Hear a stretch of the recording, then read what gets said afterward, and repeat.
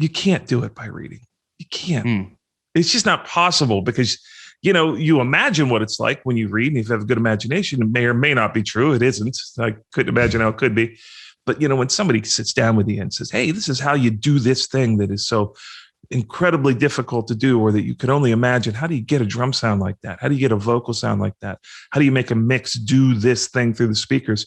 Unless somebody sits down and says, hey, this is how I see the world, and this is how I get to this point, you'll never do it on your own. So it is a career that you really need to find people you respect and that are willing to teach you, and then just be willing to learn and put in the time. We're back with a brand new edition of Inner Sleeve right here on SoundMojo. All three of your hosts back in action. I'm Cassius Morris. That's Frank Pavan and Joe Pacheco. Gentlemen. What's up, Cassius? What's going on, guys? I've got a question for you, Cassius, before we start today. Are you wearing a long sleeve shirt in the summer? I am, in fact, wearing a long sleeve shirt in summer. Is this a crime against humanity in Canada? The summer in Canada, the nice days in summer in Canada are far and few between. So the pool of sweat is under me, so at least it's not on camera. So okay, starting to feel okay. We're just checking. Also joining us this episode is a awesome SoundMojo artist all the way from Sweden. Her name is Helga Arvesten, and we're going to tell you all about her music and what she has to offer very soon. She was one of the first artists to actually be signed to SoundMojo, so you're not going to want to miss that. That's happening right after Joe West. I know you had a very interesting and in-depth chat with Joe West. Want to give us a bit more information on how that went? Joe West, really unique cat in the music game, I would say. Just sort of a character who's been around for a long, long time. Coming from the Nashville scene, that's where he's based right now, gives a wealth of information on the Nashville music scene. Of course, that's one of the focuses that we have on here on SoundMojo. We're doing our Nashville special, but also just background on producing singles, producing for major artists. One thing that was the biggest takeaway for me was he broke down the main difference between a radio single and an album version. And Joe, you probably knew more about this because this is sort of your field, but I had no clue about this. That was great insight because, like you always think, what's a radio edit? What's a remix? A remix is pretty obvious usually, but like not necessarily how he did it.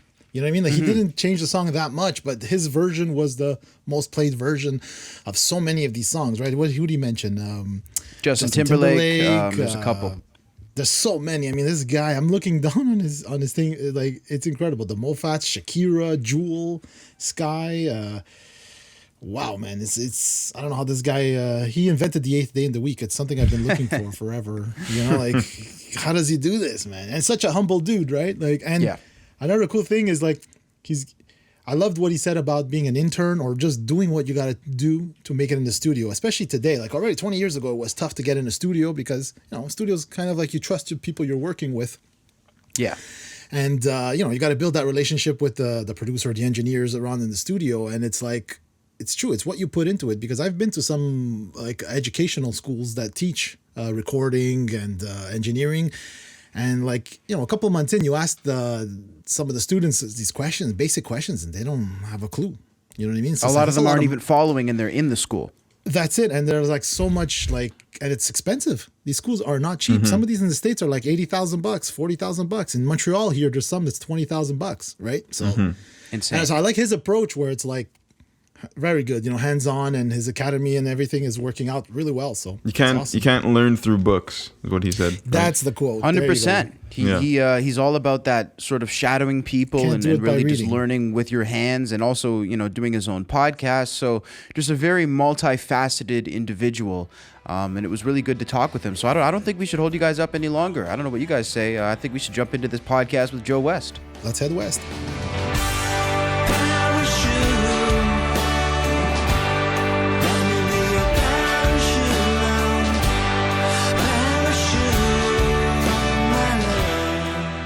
Very cool. So what's up with you, Joe? I know, are you in Nashville now? Yeah, I live in Nashville, just south of Nashville, a town called Franklin, kind of where all the people in the business work. Franklin and Brentwood kind of comprises all the music business. Born and raised? No, grew up in Pittsburgh, via New York for a decade, and we've been in Nashville for 15 years now. My wife, my son, and I.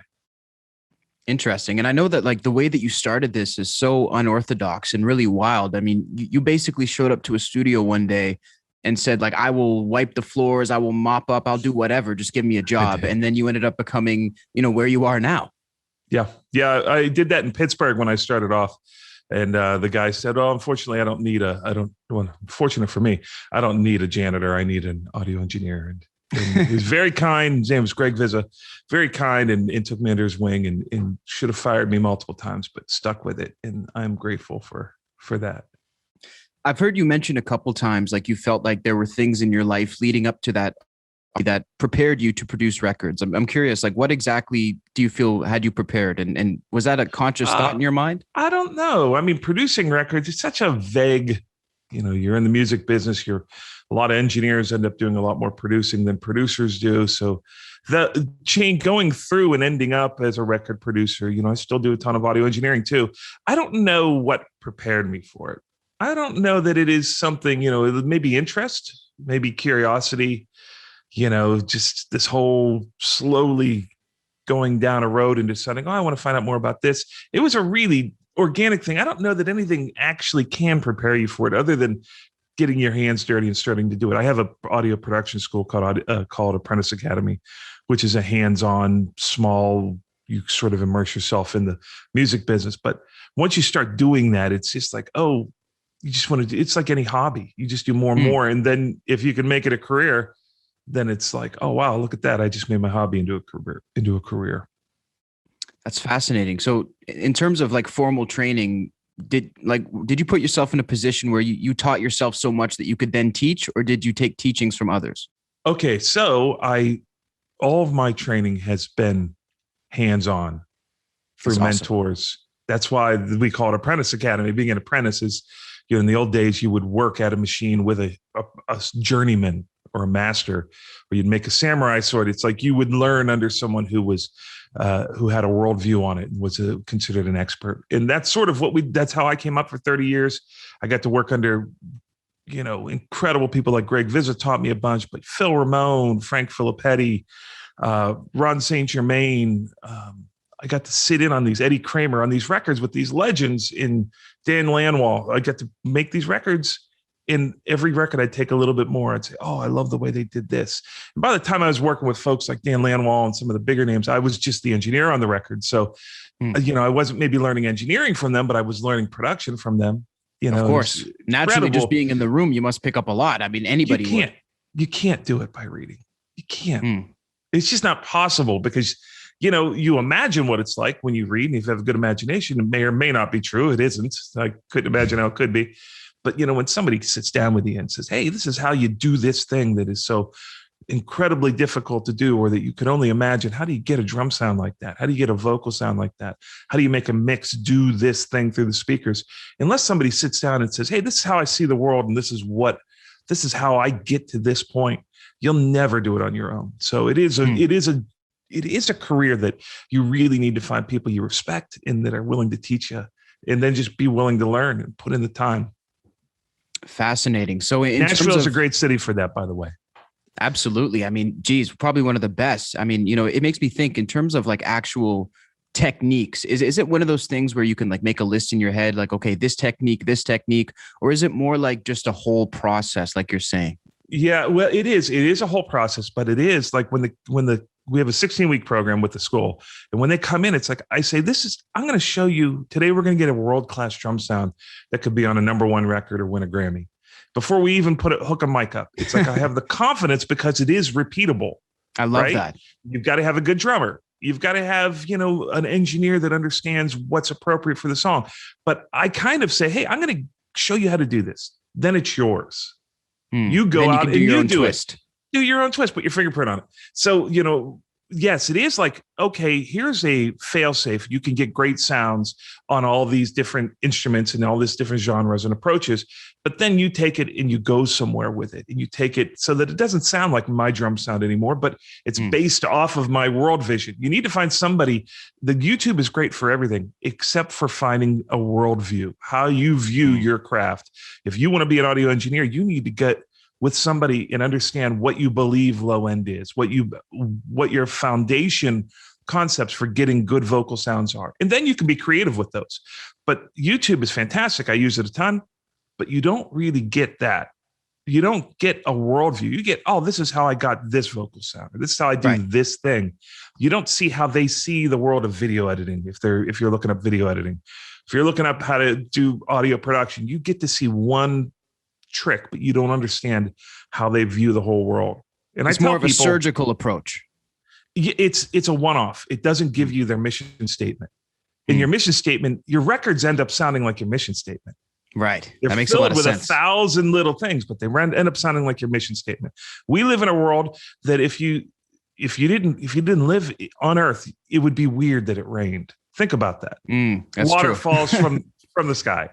A lot would be weird.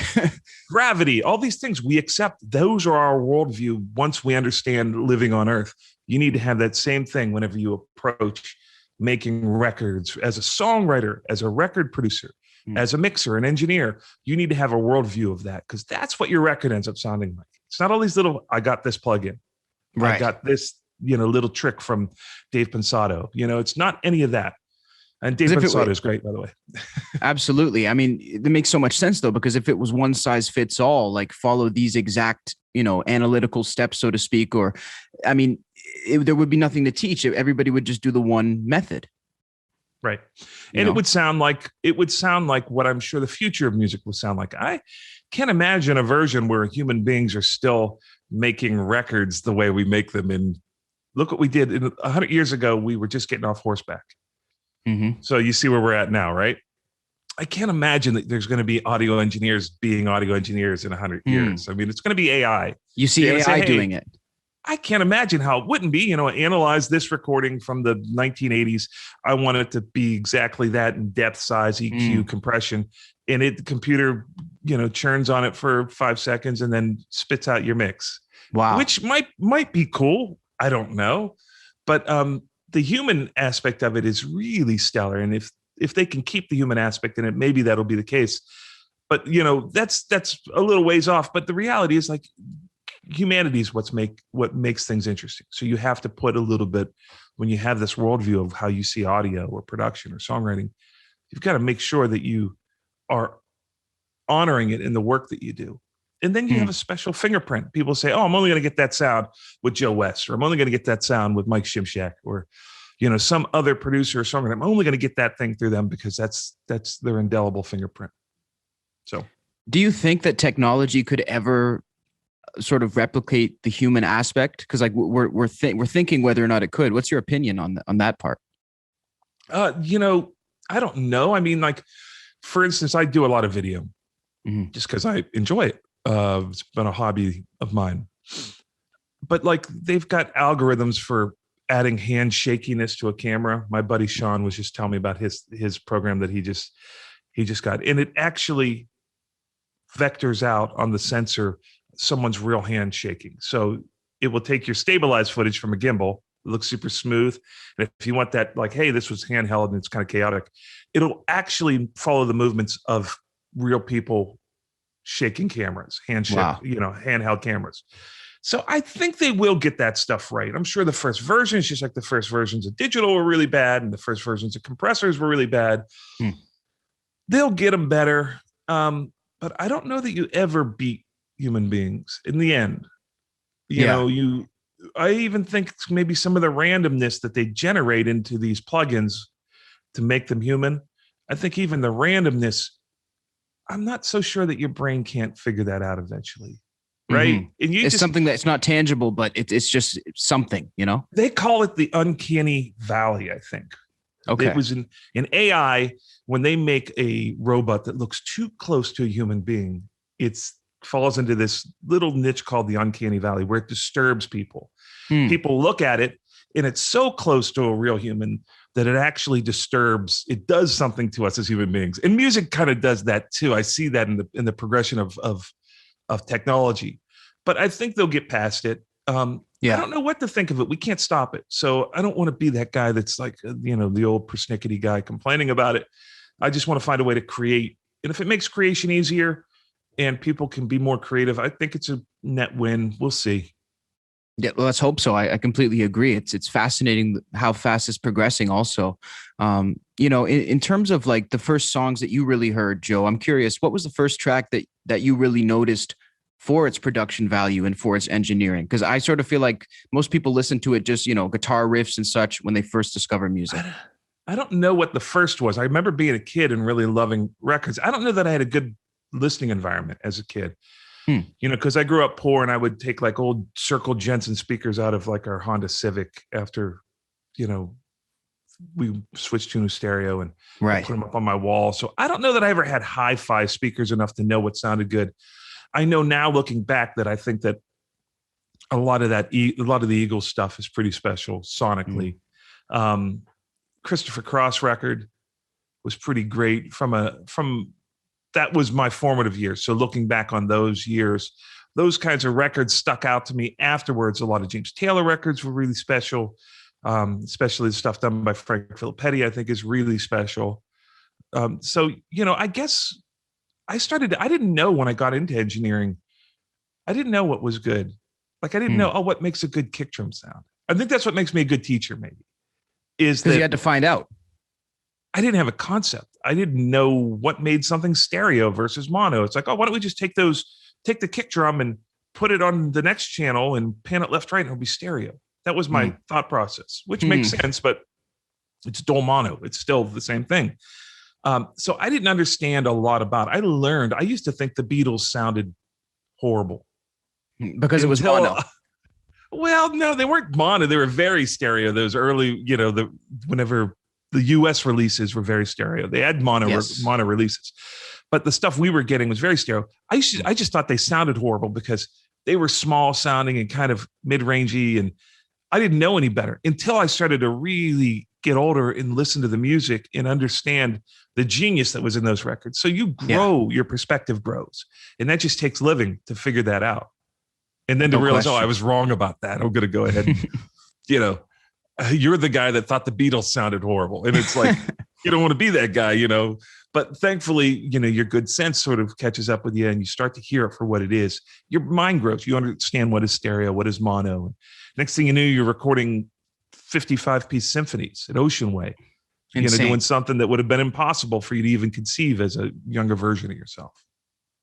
Do you feel like a lot of people get scared off from trying because they're afraid of sort of like the barrier of entry? Because it seems like, I heard you mention, like you thought that an engineer was somebody, in a lab coat doing science experiments, True. Yeah. I think my biggest fear was that I wasn't smart enough to do it. That I just couldn't do it. I didn't grow up I grew up in the 70s and I didn't really know, my parents were good. They treated me good. They didn't give me an inferiority complex, but I sure had one. When I went into a recording studio and first saw it, I was just like, I don't know that I'm smart enough to do this. I don't know that I could do what that guy is doing. That, I didn't have the confidence. And it took a mentor. A mentor is very important. Finding somebody who believes in you, that you can help out, you can be of value to, but has something that you want, which is knowledge, and you respect them. You can't go get a mentor. If you hate their songwriting, don't go to them for mentorship. Even if they're a hit songwriter, don't go to them. I tell people this all the time. If you don't like their songs, don't study under them, no matter what the paperwork says on them. How many records they've got that are gold or platinum or number ones. You want to find somebody that you respect, even if they aren't. If you love their songwriting and they've had no success, I would say that's not a great mentor in regards to the business side of it. But for the creative side, find somebody that will take you under their wings, and then find out a way to be a blessing to them. Go clean their studio during the day. Go find out if you can mow their lawn. If it's just a sit on the porch, find a way to be of value to that person, and make sure that you're just pushing, always trying to learn more. Find that person that will change the way you see whatever it is you're trying to do, and nothing beats that.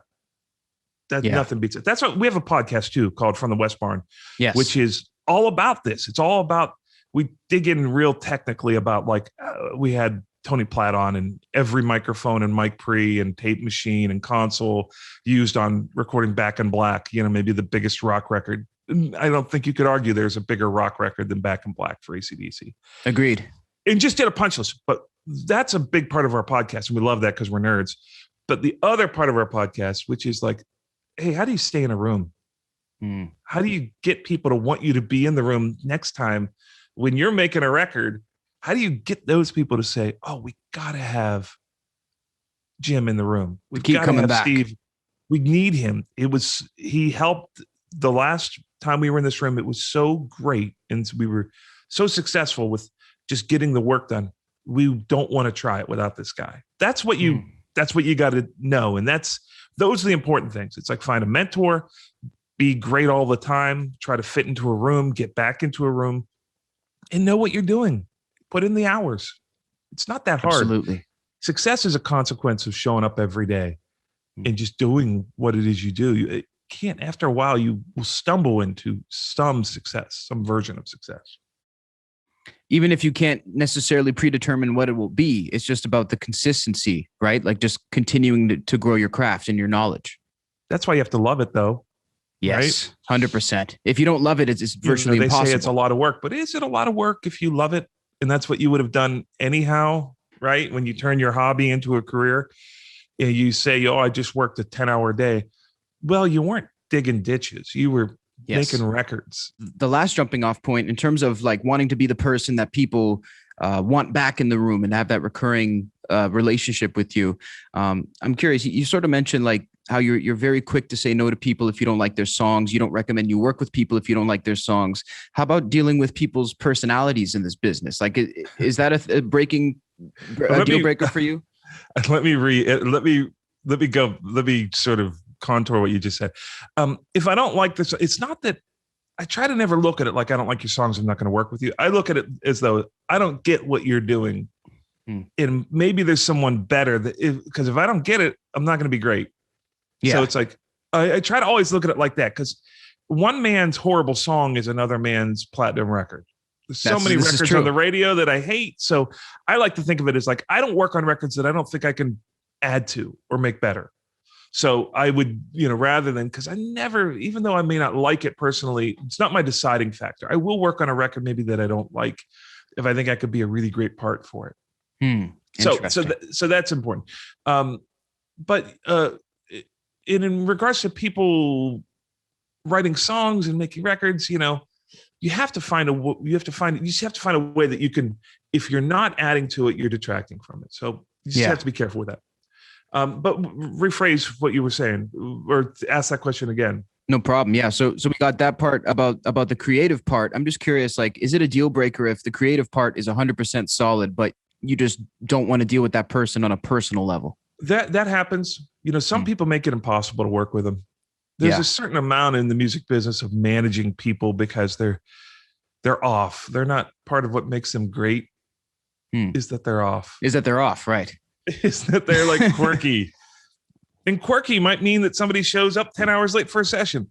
Do I want to start a session 10 hours after I've been sitting there? No, but part of it is accepting that and finding a way to be okay with it. You don't want to be disrespected. You don't want to be treated horribly. There are some moments you just have to draw a line in the sand and say, I can't be a part of this. It's too much. It's unhealthy. But there's a lot that you can bear. I try to stick with it, because the record is what's important. You should be thinking about the record, not about yourself. And I don't let people disrespect me, but I really make sure that I'm focused on what is it that we're trying to do here and how do I serve the record? This guy might be being rude to me, but I work for the record. I work for this guy.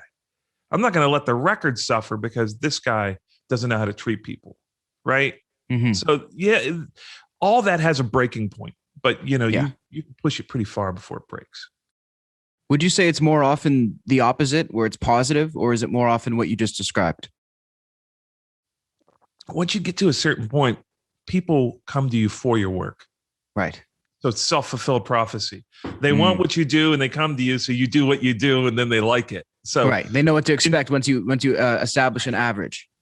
But if you're just getting called for day work, people may not like what you do. So you find that you actually have some more negative encounters with like, oh, this isn't a good fit, but after a point, like I only work with people now that it makes sense for us to work together. It's like, oh, can I make your record better? Oh, can I be a part? Can you give me the funding I need to stay on the record and be able to pay my bills? all those are deciders, but it's really, you got to make sure it's just like, that's difficult to figure out. You just have to be open to it and willing. And once people know what you do, then they're just coming to you for what you do. So then your success rate goes way up. You know, I just finished a project.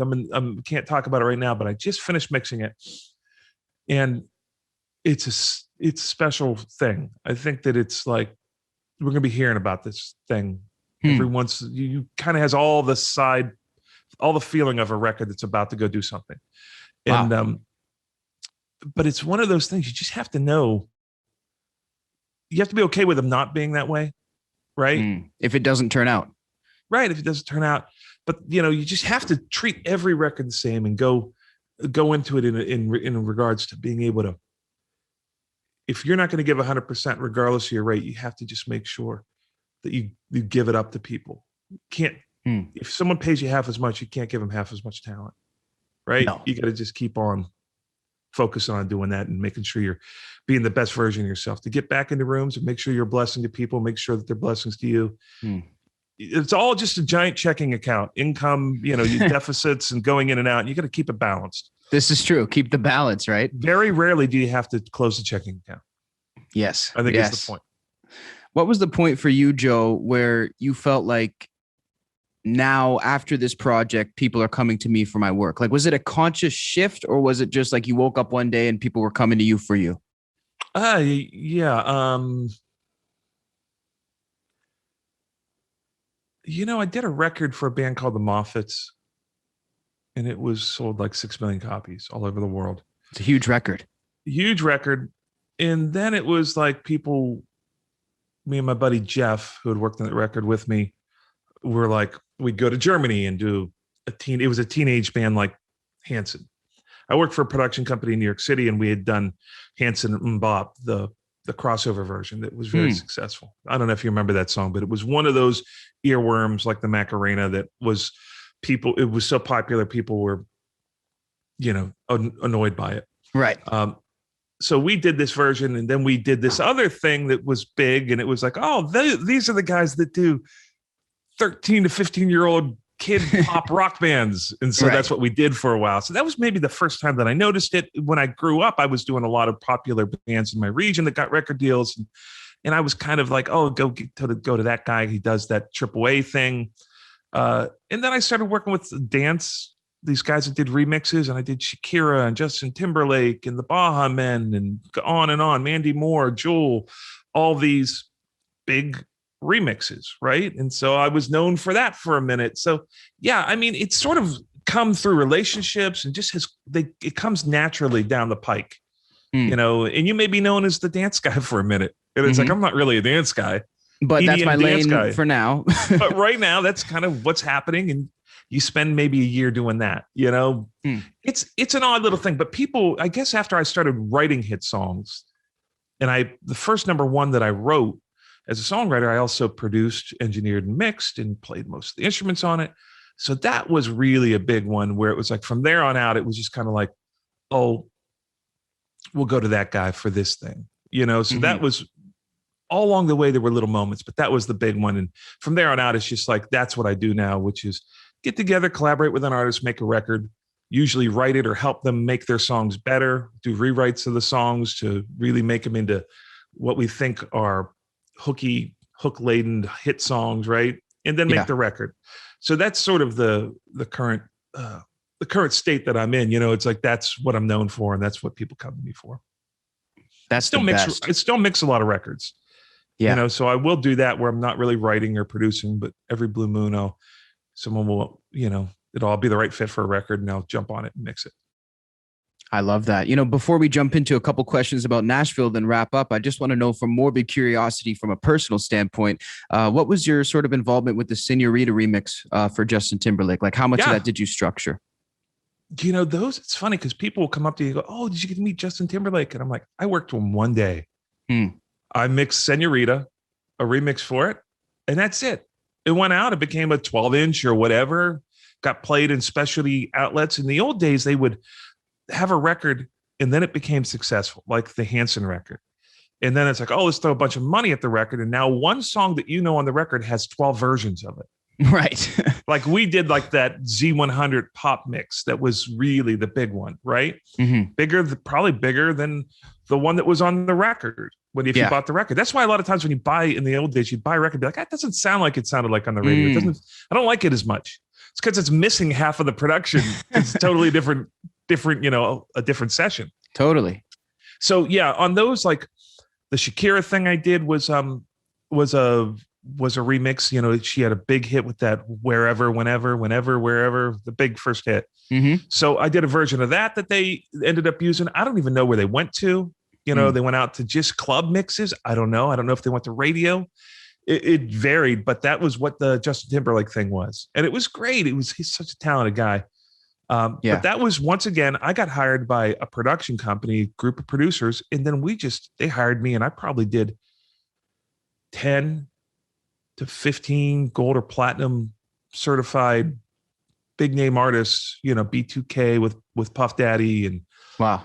The list goes on. And it was just one relationship. I met these guys. They loved the way I mixed. And then we just made hay. And it blossomed. Worked. Everything we were doing, it was already successful. That's the point. Like I have a platinum record. I don't have one for the Timberlake thing, I don't think. But I have a triple platinum one for Shakira. But we were brought on once that record was successful, right? Because they needed more parts for it. So it was almost like chicken or the egg. We already won before we started. That's fascinating, though, man. It's an interesting little niche to get into in the music business. Like, oh, I only want to work on platinum records. I'm just going to do remixes. And once they're big hits, then I'll remix them. They're already platinum. I could just get the plaque right away, Pretty good business, if you ask me. I mean, if you're looking for wall art, it's a good business. Yeah, exactly. One of the last things I really wanted to cover with you, Joe, and I appreciate your time, was just, about the Nashville scene. I'm just curious, as someone who's been in a lot of the, New York, a lot of the big cities, what stands out about you in Nashville? Sorry, to you about Nashville. Nashville's easy. Nashville's laid back. It's getting much more crowded. We moved here 15 years ago. It's a totally different city. That being said, it is the music center of the world. There's a ton of kind, generous people in the music business, not to mean that you can come in and get what you want, right? But I would call the president of a publishing company and I'd get a call back. Whereas in New York, I'd be working on a record that was like a $500,000 budget record. I'm mixing the record and I couldn't get the A&R guy to return my phone call that I was working for on the record, right? Insane. So it was just like everything was a no in New York. Everything was like behind 6 doors. Nashville people they'll come out, they'll pick up the phone, they'll talk to you. Doesn't mean you're going to get what you want from them. But they're kind people. They work. The musicians I just had a conversation about how there's maybe after 15 years, maybe only 3 guys in town that it's just too tough to work with them. Their personalities are too rough. But that's a testament to the other thousands of musicians I've worked with that are all generous, kind guys, beautiful people, talented engineers, incredible songwriters. The level of talent here, when you get here, you will be inspired or you will be kicked to the curb quickly. If competition, I won't even call it competition. If you don't see talent as inspiration and you want to be a small pond person, don't come to Nashville. Because you'll get your doors blown off with the talent here. But I moved to Nashville and I was so inspired by the level of efficiency, speed, quality of sounds in these studios and how fast these engineers were getting records and making records that were incredible. The session musicians, their level of talent, the songwriting, I was so inspired by it that my game went up exponentially. It became 2-3 times. And I was a guy that was making gold records and had a Grammy nomination before I moved to Nashville. And even still, it inspired you. That's crazy.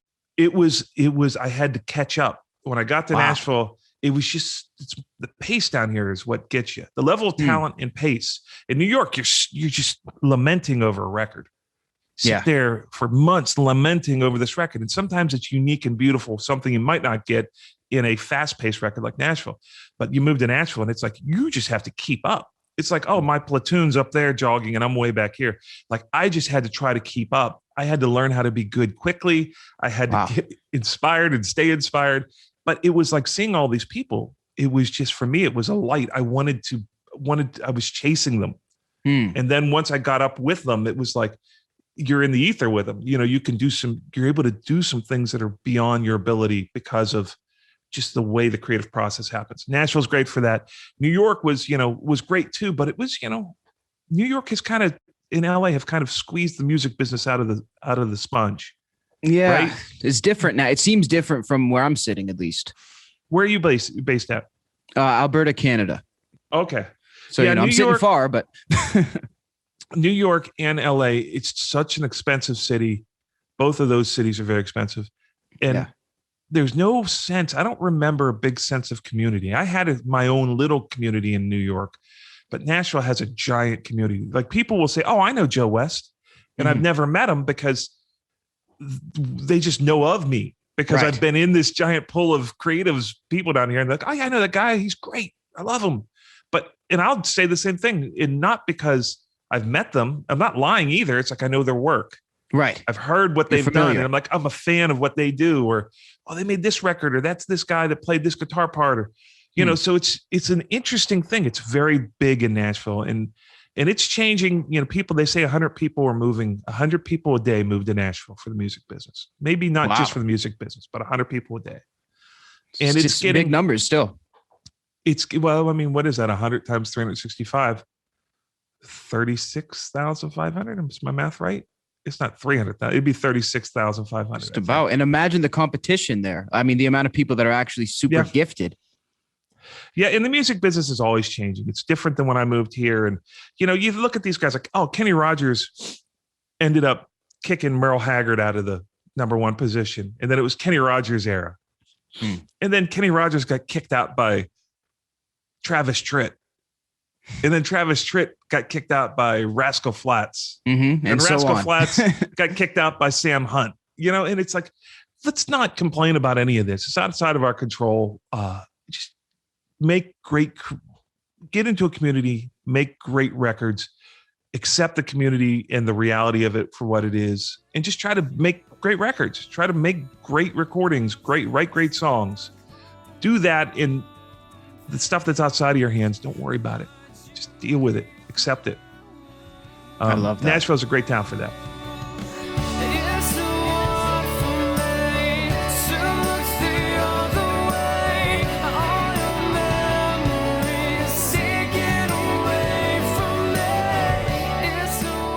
I feel like I snuck into the back room of a recording studio and got to be a fly on the wall. What a wealth of info from this man, Joe West. Oh yeah, and to retouch what he said, you can't do it by reading. I kind of did. I bought every book and magazine I could get my hands on, and then when the internet came with YouTube and everything, forget it. Now you can see tips, but like you said, you're seeing how one guy does it or his way of doing it, not like how you can make it your own and do it. And it's true. It's a hands-on job experience. I know, I used to work in radio, and I would get all these engineers from schools coming and, sending their CVs and stuff, and I would read through them. And like I said before, you ask them a simple question. Okay, if I send you to a location recording, you have 4 microphones, you have this, what are you going to do? How are you going to set up? And if they can't answer, it's weird. So you really need to be on the job. And I get it. Diplomas are important in a lot of fields. You don't want a doctor who just does it on the weekend kind of thing, Self-taught doctor. Self-taught through YouTube. Yeah, exactly. But when it comes to audio, music, and stuff that's a little more creative, I guess there's a little more leniency where it's I'd rather have a guy who has that experience, who's done the track record, is hungry, basically. And instead of someone who came with a diploma and I did a whole year and a half of this, I should get a job now, so. I think especially in the arts, that's emphasized, that's brought to the forefront, your work experience opposed to your education. I went the education route, I went the university route and all that, and it probably helped me land, internships and maybe this job and whatnot. But at the same time, on-field experience is valued a lot more for some employers. That's definitely true. One thing that before we segue into the next guest, one thing that I felt was very interesting was that he kind of forecasted the future, and he was talking about how audio engineers are going to become like AI. Yeah, that it's going to freaked me out. Right? It was kind of, he pulled it out of nowhere, but it makes sense, and he just feels like they're going to have to live. Humans and AI are going to have to live in a symbiotic relationship when it comes to audio engineering. So that was interesting. I don't know how to react to it. Maybe Joe, someone who's I was just gonna ask you guys. I was just gonna ask you guys, what do you think? Like when he said, like maybe they won't get it, they won't perfect it. It's 2 years already that I've heard about AI music in the sense of like there's already apps where you can just put I want it in the key of E, I want it at this tempo, and then it'll generate something. I haven't experienced with, like played with it myself because I'm sort of like, why would I need that? I could just do it kind of thing. But what do you guys think? Like you think they'll nail it? Like that it'll be like the computer will just literally replace everybody? Well, I mean, going back to what he said, 100 years ago, we just had gotten off the horseback. So, and we've seen the technological advancements in, just 20, 30 years in just general technology. So if it might, to the purists and the attention to detail freaks, it probably won't be up to par with what a human could produce, but I'm sure it'll be on par with a lot. Yeah, I think it's inevitable to a certain degree, especially, and maybe we touched on this once on the show, but they have these AI things also where they put in an existing song from an artist, and then AI basically works off of that song to make something new. So basically, like you can hear Eminem rapping something that he's never said in the key of Eminem in his voice because it takes what was already there. So I think that eventually it's going to get to the point where it's going to be I just want a scary hip hop beat, and you can just put it up and stuff will just start being created. It's kind of cool. It feels like we're heading to Tronville here, or Tron universe. I think they'll nail it. I think they'll perfect it. Guaranteed, because I've seen the last 20 years when I got into recording and stuff with the guitar simulators like amp sims, so you don't have to have a real amp. And today for $29, dude, you can buy yourself a collection of plugins that sound like the real thing, and those real things are $4,000 or $5,000 heads, custom heads made by companies. So, and we're close. I guarantee you, a lot of people, can still hear the differences and stuff, but I can't. But I'm sure if I did blind tests on people, you'd have a hard time telling what the difference is. That's a good idea. Let's keep that one in the back pocket. Helga Arvesten, that is today's SoundMojo featured artist. An artist all the way from out in Sweden. Definitely a cool artist to be chatting with. Yeah, she was like I can't remember now, very vague the memory, but I think she was like the third, fourth, maybe fifth tops artist to sign up with us at the start. And like I said, and you'll see me saying in the interview where it's like, as soon as I heard her stuff, I got that maturity. And then, like I said, I looked, Sweden, makes sense. It just sounds great. It looks great. It feels great. And I was also so taken aback that she makes her, at the time, she still does, but she makes her own videos. And they're not just simple like videos. There's some very crafty arts and stuff. There's a whole as plot you'll see sprinkled throughout the interview. Yeah. And you'll see sprinkled out through our interview. We will put in some stuff. But like, really creative girl. But it's also interesting to hear what a real artist, I'm not saying anyone else is not a real artist, but to see what she has to go through, to get that stuff out there. So it was the trials and tribulations of indie artists, Yep. It is not a cakewalk, and if it is, you're probably not a true indie artist. You probably have parents with money or something like that. So it's always, but nothing wrong with that, but it's always major respect to the people who are out here doing it for real. So let's catch up with Helga. And after that, we're going to catch up with Frank. We're going to go over to Frank's Corner. I don't know what we're going to call the segment yet. Frank's Corner. Let us know. Let us know what you want us to call this segment, where Frank brings us the On This Day in Music from all throughout the past. And maybe with this AI, we might get some future updates. You never know before they happen. So let's jump into this chat with Helga. We'll be right back.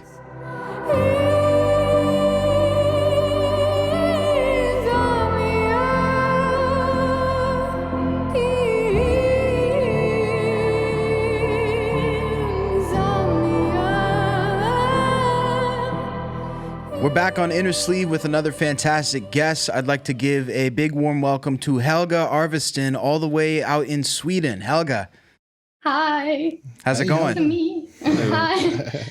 It's good. I mean, it's been a strange year, but it feels like 5 years.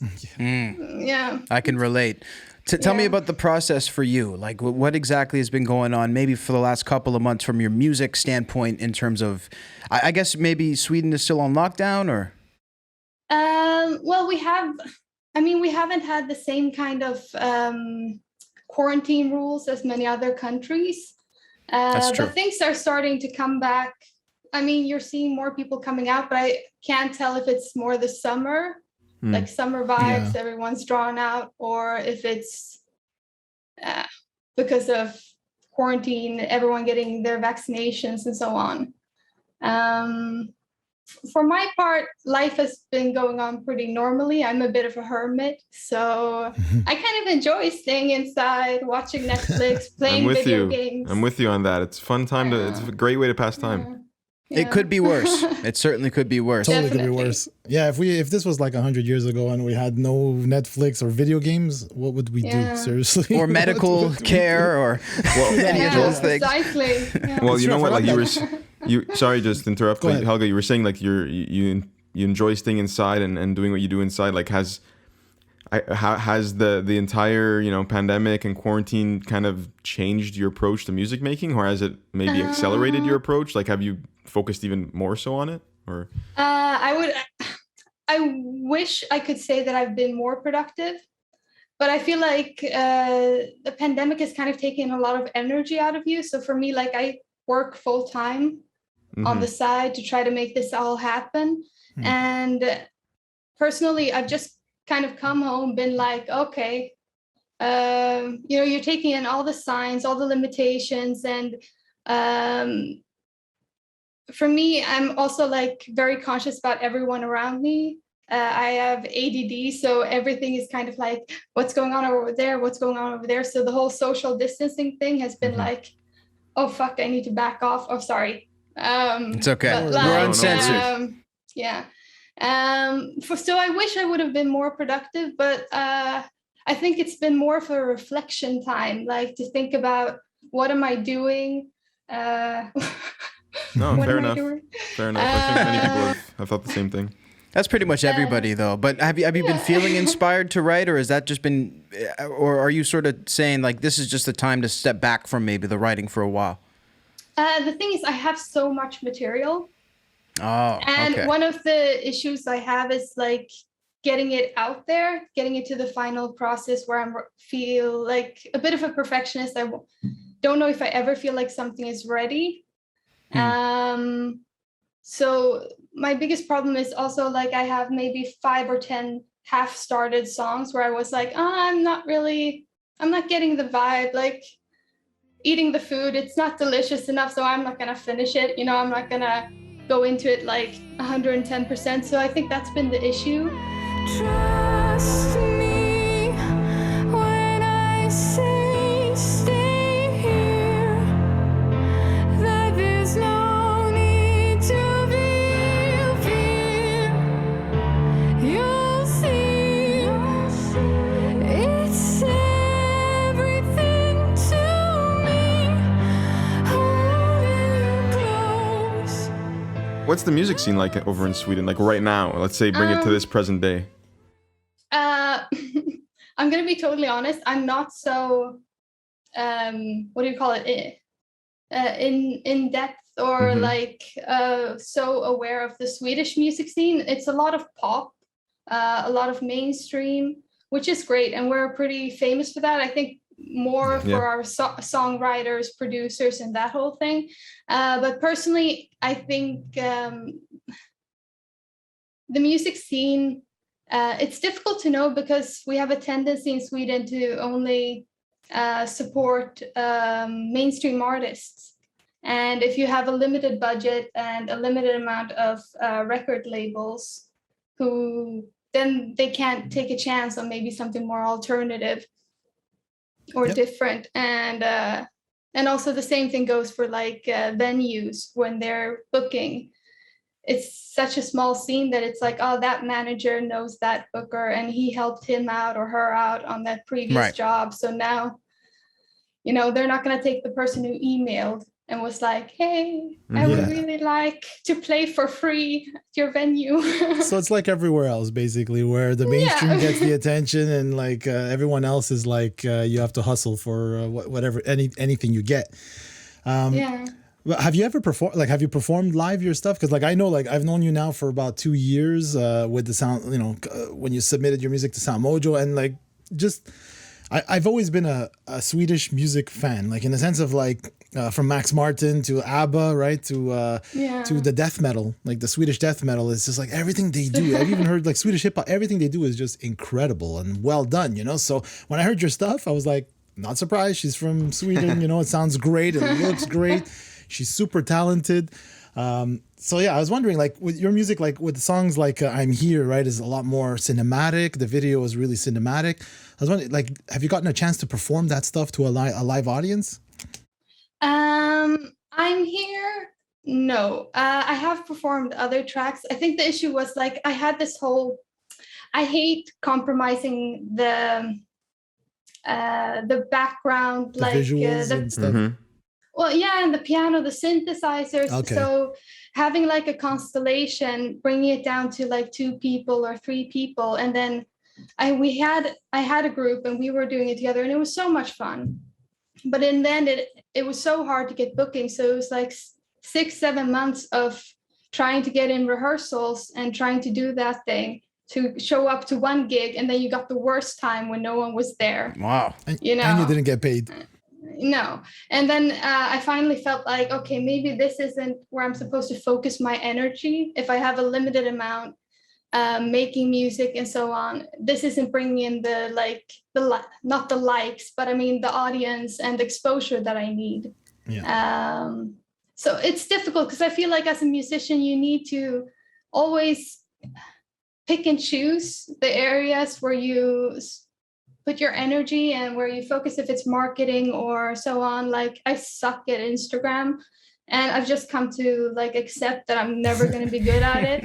I can't do it. I can't. No, and I think it goes against, like, they always talk about, oh, you're supposed to be honest and represent yourself, but like I can't take a picture of my coffee cup and be like, Yeah. Friday morning. It's great. a weird game. It's tough to figure out what exactly resonates with your audience, I find, at least. Like, and I think as a musician, it must be even further more confusing. Yeah, no, definitely. And how personal you're supposed to be and how not personal. Are you supposed to get political? Right. Should you not? And so I kind of feel like I grew up in the generation where we're supposed to be like masterminds at that kind of stuff, but like kind of lost. Yeah. It's almost assumed that everybody in this age bracket knows how to use it, and like, you're right, like a mastermind of it, but that's not necessarily the case. Yeah, no, I read an article about like the different emojis and how like Gen Z think that if you use a certain amount of certain types of emojis, then you're old, you're a boomer, you're unintelligent. Oh my like, gosh. Yeah, you're we're not already there. cool. We've already reached Wow. this. And I think That's it was crazy. like the laughing smiley face, and I was like, but what? I used that one all the time. The traditional laugh, that's the I'm one. cool. So what platform has, let's say, worked out best for you in terms of like you got the most bang for the buck with the time you've spent on it? It's hard. Yeah, so much money. I don't know where to start. No, I like money-wise, nothing really. But I have to say, I mean, this collaboration with SoundMojo like opened up a whole new audience for me, because like suddenly like a song that was stuck at 4,000 views is now up to 30,000 because of the promotion. I think we have kind of an issue that some people love exploring Spotify and being like, oh, I wonder what this is, and I wonder how they sound. But lots of people, unless they're recommended or they randomly listen to it, they don't usually go searching for new artists. Which is pretty sad. Yeah. I find like myself being an artist or coming from an artist background, I tend to do that. I hit the Discover tab and I like to listen to what's new. Yeah. But you're right. And a big challenge I find with SoundMojo or any, I guess, music kind of like curation or, you know, recommendation system is hard to recommend music to people because like they almost get like, they don't want to know about it. You know, that's the biggest challenge I find is like, listen to this. This is really good, you know, or gives, you know, our indie artists a chance. And that's like the whole mission. But it's definitely a challenge to get people's attention, right? It's all attention right at this point. Yeah. So yeah. like, I know that the social media is a bit of a challenge, but what other challenges do you face? Is it like, because like when you do nice videos, like, you do your own videos and they're outstanding. Yeah, terrific. And like, so like, Thank you. that's hard, like I know that's hard. Like, it's like, there's some budget and there's a lot of time. So like, what are the challenges like that you face mostly, Mostly, I would say it's apart from like the budget issues, which are always like, of course, if you could hire someone to do that, you could have some kind of like assurance that, well, you don't have to sacrifice your time, but also someone else who's a professional could do it. But at the same time, I love being involved and doing those things. But it's just very time consuming. And when you're a noob, it's like, okay, whoops, did that wrong. Like undo 50 times over. A lot of trial and error. Until you get it right. Yeah. But the struggle, like for me during quarantine, I think the biggest struggle was just like, you're constantly thinking of like, as a business and you're alone, what's the next step? Like your own personal meetings with yourself. Like, okay, what's the next song? What am I going for this time? How's it going to be different? Should I try some kind of promotion? And not knowing if you're on the right path, because also you're not getting always going to get the views that show you the approval, like, okay, you're on the right path. You might have like already created that hit or that song that's like really great representation of who you are as an artist, but it might be like 5 years later that someone discovers it. So I think that's like for me been the biggest struggle, just like, where's my sound at? Do I like it? Do I like where I'm heading? How to move forward? And I think that's what's great and sucks about being an artist. It's like, yeah, it's a little bit about luck. And I love that, but I also hate it because you're putting your trust.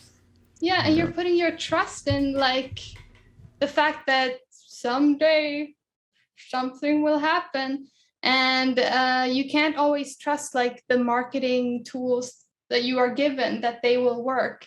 Like I've tried PR and spent more money than I spent on the track itself, and it was like, here are 3 articles.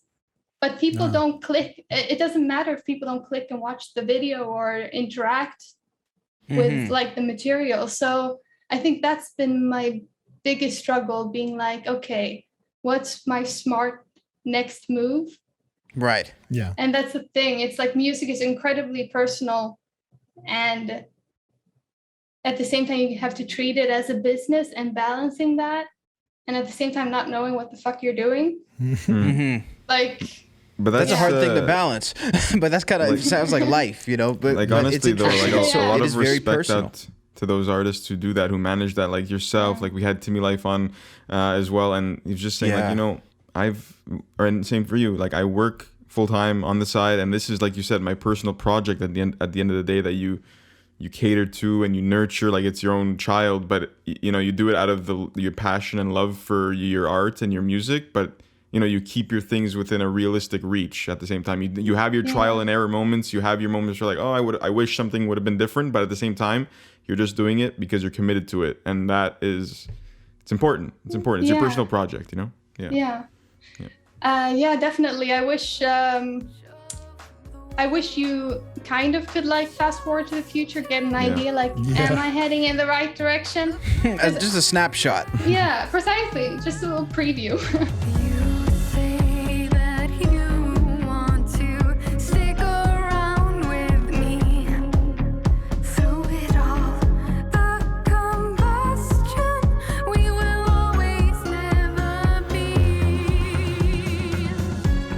What's the most enjoyable part of creating music for you?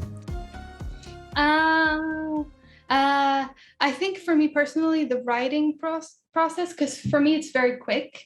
Like either I hear something that works, like a chord progression, and usually the text comes in the same process. And I love just building from that and this is going to sound really egotistical, but like when I know that I want to go back and re-listen to maybe like a melody or something that I did, and I really enjoy it. And I think it's kind of like an approval feeling, because you're putting yourself and your emotions into sound and feeling like you really got yourself well represented. Like, this is exactly how I felt. I think I got that forward, you know? And I think that's my favorite part of the process. And of course, then seeing what's like after mixing, mastering, like the whole final product, taking it from like a simple demo in my own like little corner studio, like. Yeah, I wanted to know, like you obviously, most likely, I'm assuming you write on the piano, right? Like, it's like, yeah, you get your structure, your chord progression. When do you take it, or do you take it, like, you know, let's say, I don't know if you use Cubase or Pro Tools or Ableton, like what's the next level that you go after once you've had like an idea? For me, I use Logic, and I use the piano, and usually if I'm uninspired, I'll put on like a strange sound, a synthesizer or something, because usually that can give you a different vibe or a different emotion. But usually it always starts with building like a simple chord progression and the melody. And then since I'm actually like self-taught at piano, which I think is to my advantage because I don't know like which chord leads to what. So I'm not limited by like I'm supposed to go here or so forth. So I'm usually off time. So I'll have to like re-record it and put it in perfectly. And do you use a metronome? Yeah. I hate using metronome, but I have to use metronome. Interesting. Okay. It also helps. I find like the metronome, like if people think if you put the metronome, then it takes away life out of the beat or whatever. But I mean, if you have a good rhythm and you can play around the beat and still be on time, you know? So I find like, you know, what the metronome allows you to do from a production standpoint after is to be able to move around. Let's say, oh, let me try a double chorus. Let me try this. And so it's easier to chop stuff around. But I mean, like, there's not, you know, like if you have a good groove, you can play around the metronome, and you'll be fine. Yeah, I think what's amazing about like the technology today and like these programs like Logic and so forth is you don't have to be a master like musician to get your idea across. If you just know like how you want it to sound. I could not play half of the things that I write, but like I can make it happen, you know? And I think that's you can give them that structure. Yeah, precisely. And get your vision across. But I love I would love to have great musicians on my tracks. Like I'm very David Bowie inspired. And I remember like when we were doing I'm Here, I wanted the piano sound to sound like this name, Mike Garson, the pianist who played on Life on Mars, but also like Aladdin Sane. Oh yeah. That album, and the actual track, I think the track Aladdin Sane has such a like vivid piano playing, very classical, but very drift and back and forth in different registers. So and that's what you were going for. Yeah, I think that is so cool when you can combine like different genres. So if you have a piano sound that's very classical, and then you have these very modern synthesizers, and you bring in like these 80s drums, and you can get something really unique. And I think music, the best thing is contradictory like feelings that you get, like, oh, this is so happy but so sad. Right. I couldn't have said it better. Yeah. So Helga, what's next for you? I know that you sort of been taking this time to, like you said, have a meeting with yourself and figure out what's next. And so what can people expect? I'm hoping to release new music soon. I have been working on a song, but it's, I don't know, it sounds a little bit like video game music, like Zelda kind of. Oh, yeah. So I don't know. I'm kind of like Can't wait to hear back, like, yeah, it's weird. Yeah, send it to us at least. You don't have to release it. But I can't wait to hear what Zelda and Helga, it rhymes. Zelda and Helga sounds like. The collab of a lifetime here. Yeah. No, so I'm hoping to do that. And apart from that, I think I'm just right now trying to figure out what my next approach is, because I read this article about Spotify. It's like 60,000 new songs released every day. Yep. So that's what you're competing with. And also that the guy who wrote Wake Me Up When It's All Over, Avicii? the Avicii song, but the guy who Aloe wrote Black? yeah, I think maybe that was his name. Like he made like $3,000 off that track. Oh, yeah. In I know spite what of it being like Yeah, enormous. because you know why? Because I remember this article a couple years back, because Avicii is the featured artist. It's Avicii. And because they didn't have Avicii featuring Aloe Black, he's not a featured artist. So he's a non-featured artist, which is like just basically a session guy or you know, something like that. So that's why he probably received a lot less royalties due to that. But if you're a featured artist like you are, Helga, and if your song really takes off, you're going to get 100% of the featured artist. You know, that's how it works in neighboring rights and that kind of stuff. Wow. Yeah. No, but it's interesting. But I think like what you're doing with SoundMojo is a new approach to how to like bring on artists and give exposure. And I've been thinking a lot about what are new ways for me to work creatively. And I've been thinking about YouTube, that there's so many different ways to approach YouTube. And especially like, not to get too personal, but like, I'm really sick of working full time. I am exhausted, unmotivated, and sick of not like showing. It's not a job that requires me to be creative. So you're kind of always pulled back on the front that this is like your best feature. Yeah. And 165 hours of every month, you can't use it. Yeah. So true. Yeah. So It's I've been rough. looking into like, how can I do more of the things I want to do?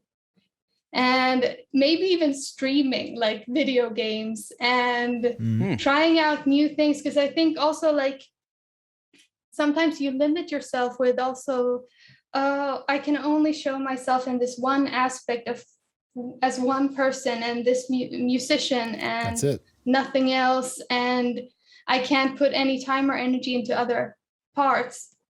But I think like what's great with YouTube is that you can create your own Brand. your own line of work, and your own job and what you want to do. So I'm thinking about like just taking a different approach, because the music industry sincerely isn't really helping indie independent artists. So I think you need to kind of like carve your own way. So You do. Not much of a choice, but it's really cool to see. It's cool to see you doing it, though. You're taking the bull by the horns. You're releasing some great music. It's fantastic production. Everything's really good. So, Helga, thank you so much for joining us on Inner Sleeve. It's been a pleasure to have you on the show. Stardust sprinkles so much joy. I'm so I'm being here with all these people. Stay with me.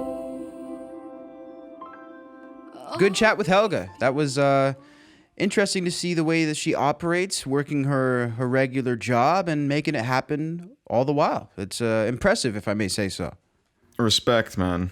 Respect. Totally. That's committed to your craft. I tell you that.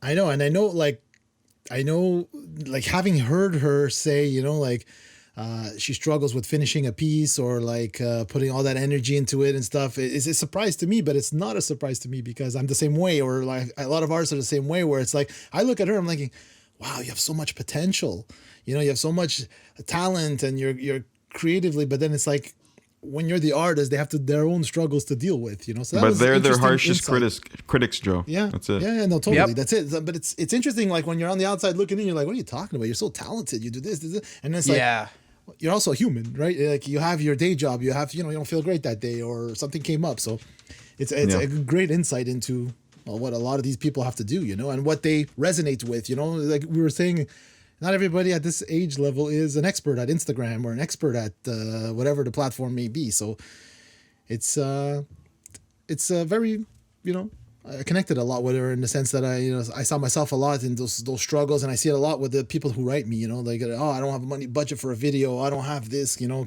we do something?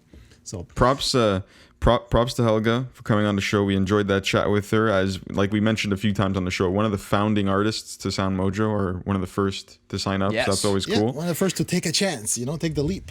Take a chance.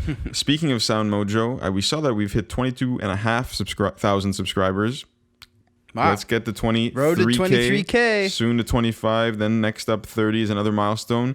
If you like what you're seeing, don't forget to subscribe, leave a comment, follow over on the audio streaming platforms as well. Follow there, leave a comment or rating, whatever the case is. It really supports the channel and the show itself. So that's my 2 seconds for promo, guys. Sorry, I had to sneak it in. No, that's what we need. And I know you have a little bit more for us, Frank. A little bit of on this day in music history. So I'm very curious to find out what the hell happened on this day in music history. It's funny. It's just so ahead. people know that, like, it's kind of almost a surprise for Cassius and I. Frank preps these, and we're like, okay, don't look until it's time, Yeah, So exactly. It's like Cassius said at the midway point. It's like Frank's little segment we're trying to have.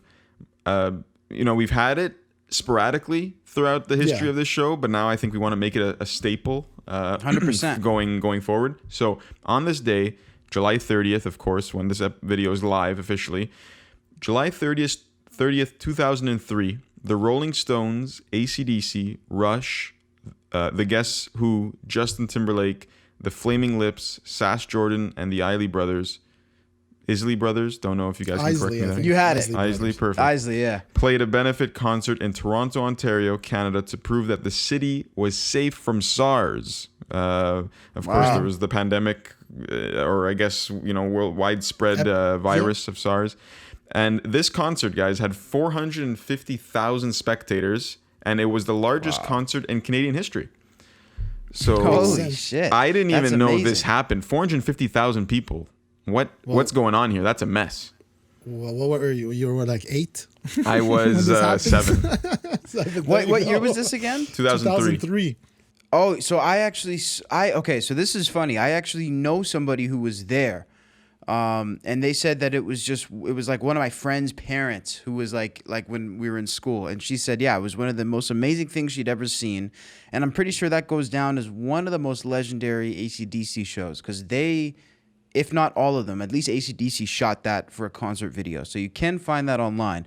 But man, I think that is probably approaching Woodstock crowd size, which we're going to be touching on very soon. I mean, yeah, and it's funny because like 450,000 spectators is huge, obviously, in one city. But it's like when I look at that, I'm like, man, it's like a Saturday in Brazil at some Iron Maiden concert. You know what I mean? It's nuts. But yeah, no, definitely. this is cool. Canada reaching that level. And I totally forgot about SARS, even though considering we're in a pandemic and we've heard little things about it. But yeah, I totally forgot about that whole scene back then. I guess it proved that SARS was gone. 450,000 people, but it couldn't have been 450,000 people at once, right? Because there's like these bands aren't playing all out, right? Like, or was it? Oh yeah. Well, I guess total people who. Or I a think it would be. cumulative 450,000 people attended. No, these this is a bands. big festival, probably outdoors. I don't remember where it was held. It Yeah. must have been in a huge park out there. So yeah, 450,000 is possible.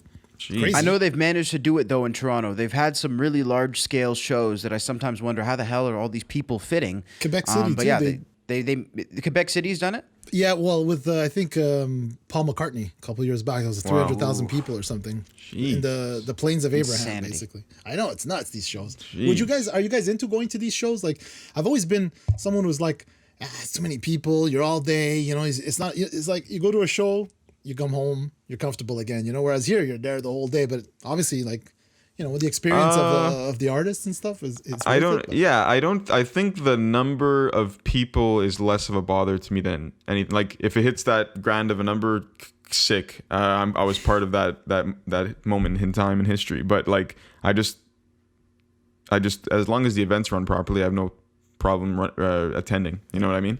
Yeah, like I can see that. Osheaga was a blast. I know it's not the same scale as 450,000, but it's still a pretty big festival here in Montreal. Had a blast roaming from stage to stage and staying the whole day. It's fun. It's a good time. It depends on the artist too, and I think the weather is a big one. You know, Wow. I've had Yeah. festivals That's where you know, I almost regret it, even though the entertainment is amazing. And it's funny, 2 years ago today, actually, which is hilarious, the last concert that I saw before the pandemic was an outdoor festival.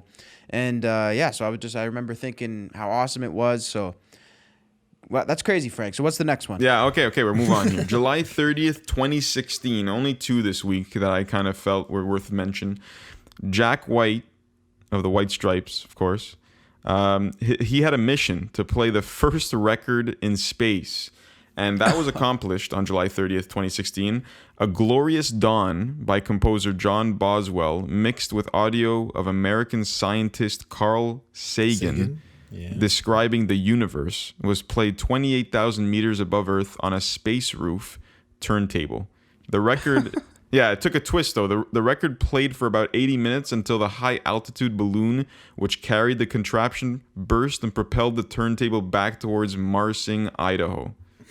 Holy shit! That's Take that, Jeff I wonder if it Bezos. was still playing when it was falling down. Well, geez, that would be what were you saying, Joe? I was like, take that, Jeff Bezos. Yeah, I was just thinking that. Come on. This is I cool. wonder what love Jack- Bezos is listening to in space. Yeah, money, money, money. That's what he's listening to. Yeah, literally. I love Jack White pretty much, like blanket statement. I love the fact that he always looks at something to push the envelope, to push himself, to challenge himself, and to do stuff that's like look, sound, and feel completely like not what's on, let's say, current top 40 or popular stuff, you know? So I wasn't a crazy fan of the White Stripes per se. You know, I mean, I dug it and stuff, but I didn't go sink my teeth into it. But with Jack White, for sure, man, I definitely like his solo albums and stuff. Love this guy's vibe. Mm-hmm. Solo stuff definitely stronger. That's I was cool. thrown off by the whole sister lie that he was pretending to be brother and sister with the girl or whatever it was. Meg. The whole thing just kind of creeped me out.